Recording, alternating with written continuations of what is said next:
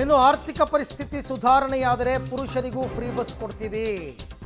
ಕೊಪ್ಪಳದಲ್ಲಿ ಸಿಎಂ ಆರ್ಥಿಕ ಸಲಹೆಗಾರ ಬಸವರಾಜ ರಾಯರೆಡ್ಡಿ ಹೇಳಿಕೆಯನ್ನು ಕೊಟ್ಟಿದ್ದಾರೆ.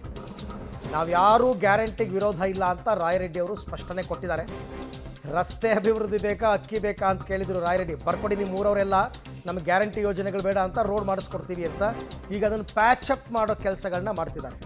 ಪುರುಷರಿಗೂ ಫ್ರೀ ಬಸ್ ಕೊಡ್ತೀವಿ ಅಂತ ಹೇಳಬೇಕಾದವ್ರು ಯಾರು? CM ಹೇಳಬೇಕು, DCM ಹೇಳಬೇಕು, ಅಟ್ಲೀಸ್ಟ್ ಸಾರಿಗೆ ಸಚಿವರು ಹೇಳಬೇಕು.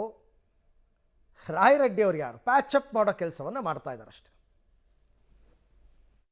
ಆರಾಮ್ ಕೂತ್ಕೊಳ್ತಿ, ಹೆಣ್ಮಕ್ಳಿಗೆ ಬಸ್ ಫ್ರೀ ಮಾಡೀವಿ. ಹೀಗಾಗಿ ಮತ್ತೆ ನೋಡೋಣ ಏನೇನು ಅಭಿವೃದ್ಧಿ ಕೆಲಸ ಜಾಸ್ತಿ ಹಾಕವ. ಯಾರ ಕೇಳಿದ್ರು ಪ್ರಶ್ನೆಗಳು, ಏನು ಗ್ಯಾರಂಟಿ ನಿಲ್ಲಿಸ್ಬಿಡ್ತಾರಂತ. ನೋಡಪ್ಪ, ನನ್ನೇನ್ರ ಫೈನಾನ್ಸ್ ಮಿನಿಸ್ಟರ್ ಮಾಡ್ತಾರಿಲ್ಲ ಗೊತ್ತಿಲ್ಲ, ಮಂತ್ರಿಗಳು ಮಾಡ್ತಾರಿಲ್ಲ ಗೊತ್ತಿಲ್ಲ.